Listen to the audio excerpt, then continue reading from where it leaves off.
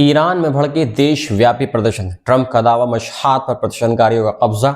Syria के ओलेप्पो में SDF का हमला, 4 पत्रकार घायल। जवाबी कार्रवाई में सेना की भारी गोलीबारी। वेनेजुएला में $100 अरब झोंके की अमेरिकी तेल कंपनियां। ट्रंप का बड़ा बयान, जब तक मैं राष्ट्रपति हूं चीन ताइवान पर हमला नहीं कर सकता। आदाब, नमस्कार, मैं हूं मोहम्मद उजैर और आप देख रहे हैं उजैर की आवाज़। अमेरिका के राष्ट्रपति डोनाल्ड ट्रंप ने ईरान में चल रहे देशव्यापी प्रदर्शन को लेकर social media platform truth social पर एक वीडियो साझा किया है, जिसमें दावा किया गया है कि ईरान के दूसरे सबसे बड़े शहर मशहद पर प्रदर्शनकारियों का नियंत्रण हो चुका है।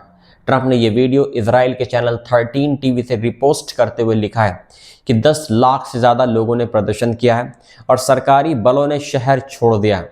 हालांकि इस दावे की स्वतंत्र रूप से कोई पुष्टि नहीं हो सकी है और किसी भी रिपोर्ट में ये नहीं कहा गया है कि सुरक्षा बल पूरी तरह शहर से हट गए हैं। मशहद की आबादी करीब 40 लाख है और ये इमाम रजा की दरगाह के कारण एक बड़ा धार्मिक केंद्र भी है। ट्रंप ने इससे पहले चेतावनी दी थी कि अगर ईरान शांतिपूर्ण प्रदर्शनकारियों की हत्या करता है तो अमेरिका हस्तक्षेप करेगा और कहा कि अमेरिका लॉक्ड एंड लोडेड है।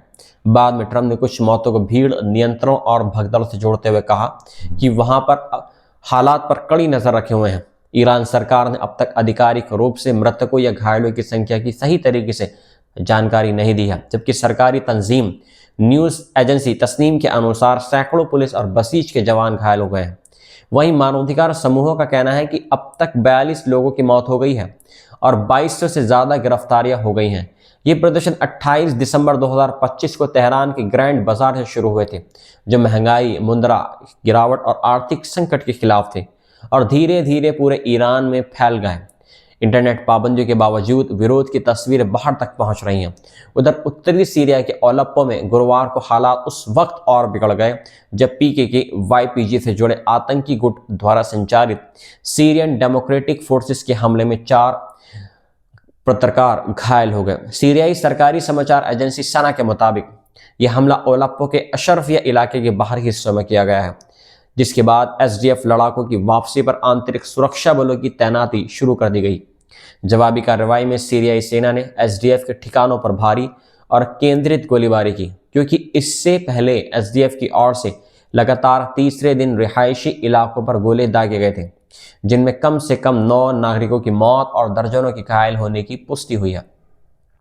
आपको बताते चलें कि 10 मार्च को सीआईए राष्ट्रपति कार्यालय ने एसडीएफ को सरकारी संस्थानों में शामिल करने के समझौते की घोषणा की थी, जिसमें देश की क्षेत्रीय अखंडता बनाए रखने और विभाजन की किसी भी कोशिश को खारिज करने की बात कही गई थी। लेकिन अधिकारियों का कहना है कि बीते महीनों में एसडीएफ ने इन समझौते की शर्तों को लागू करने की कोई ठोस कोशिश नहीं की है। बशर अल असद के 24 साल लंबे शासन के 8 दिसंबर 2024 खत्म होने के बाद सीरियाई सरकार पूरे देश में सुरक्षा व्यवस्था मजबूत करने की कोशिशों में जुटी हुई है। वहीं अमेरिका के राष्ट्रपति डोनाल्ड ट्रंप ने गुरुवार को कहा कि अमेरिकी तेल कंपनियां वेनेजुएला में कम से कम $100 अरब का निवेश करेंगी। ट्रंप ने फॉक्स न्यूज से बातचीत में बताया कि शीर्ष 14 अमेरिकी तेल कंपनियां वेनेजुएला आ रही हैं, जो पूरे तेल ढांचे का दोबारा से रिबिल्ड करेंगी। उन्होंने कहा कि 3 जनवरी को अमेरिका द्वारा किए गए सैन्य अभियान में राष्ट्रपति निकोलस मादुरो और उनकी पत्नी की गिरफ्तारी के बाद संक्रमण काल के दौरान अमेरिका वेनेजुएला और उसके तेल संसाधनों का प्रबंधन करेगा। ट्रंप ने दावा किया कि दिसंबर से कैरिबियन सागर और पूर्वी प्रशांत में सैन्य अभियानों के जरिए समुद्री रास्ते से आने वाली 97% ड्रग्स को रोका गया है और अब ड्रग्स कार्टेल्स के खिलाफ जमीनी कार्रवाई की जाएगी। उन्होंने कहा कि कार्टेल्स मैक्सिको को चला रहे हैं और अमेरिका में हर साल 2.5 से 3 लाख लोगों की मौत के लिए यही जिम्मेदार है। अमेरिका ने यह भी कहा कि वेनेजुएला की विपक्षी नेता मारिया कोरिना मैकाडो अगले हफ्ते वॉशिंगटन आ रही हैं। उन्हें 2025 का नोबेल शांति पुरस्कार मिला है। ट्रंप ने कहा कि फिलहाल वेनेजुएला चुनाव कराने की हालत में नहीं है, इसलिए पहले देश और तेल ढांचे का दोबारा से रिबिल्ड उसको करना होगा और इसके बाद ही लोकतांत्रिक चुनाव संभव होंगे। ट्रंप ने यह भी दावा किया कि क्यूबा पूरी तरह वेनेजुएला के तेल और पैसों पर निर्भर है और मौजूदा हालात में क्यूबा के लिए मुश्किल और ज़्यादा बढ़ सकती है। अमेरिका के राष्ट्रपति डोनाल्ड ट्रंप ने गुरुवार को न्यूयॉर्क टाइम्स को दिए इंटरव्यू में स्पष्ट कहा कि शी जिनपिंग उनके राष्ट्रपति काल में ताइवान पर सैन्य कार्रवाई नहीं करेंगे।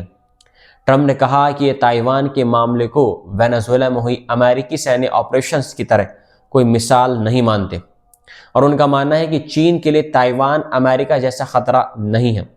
इसलिए उन्होंने कहा यह फैसला शी जिनपिंग का ही है, वे क्या करेंगे। लेकिन उन्होंने ये भी कहा कि शी जिनपिंग को स्पष्ट कर दिया गया है कि अगर चीन ताइवान पर कोई आक्रामक कदम उठाएगा तो वे इससे बहुत नाराज होंगे और ट्रंप का भरोसा है कि शी जिनपिंग उनके राष्ट्रपति रहते ऐसा नहीं करेंगे।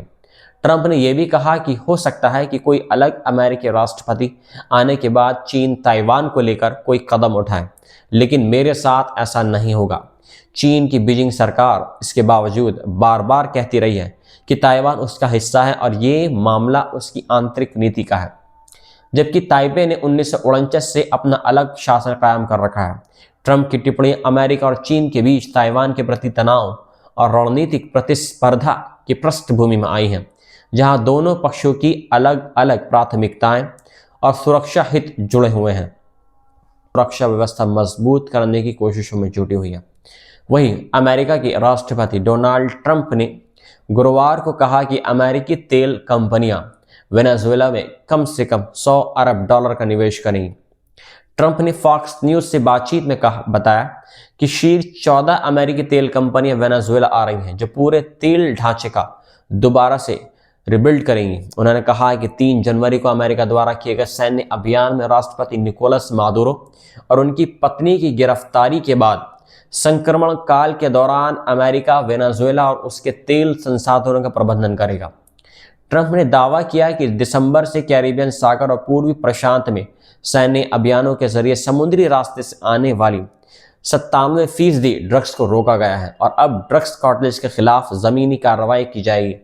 उन्होंने कहा कि कार्टेल्स मैक्सिको को चला रहे हैं और अमेरिका में हर साल 2.5 से 3 लाख लोगों की मौत के लिए यही जिम्मेदार है।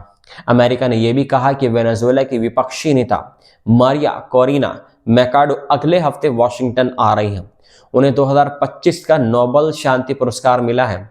ट्रंप ने कहा कि फिलहाल वेनेजुएला चुनाव कराने की हालत में नहीं है, इसलिए पहले देश और तेल ढांचे का दोबारा से रिबिल्ड उसको करना होगा और इसके बाद ही लोकतांत्रिक चुनाव संभव होंगे। ट्रंप ने यह भी दावा किया कि क्यूबा पूरी तरह वेनेजुएला के तेल और पैसों पर निर्भर है और मौजूदा हालात में क्यूबा के लिए मुश्किल और ज़्यादा बढ़ सकती है।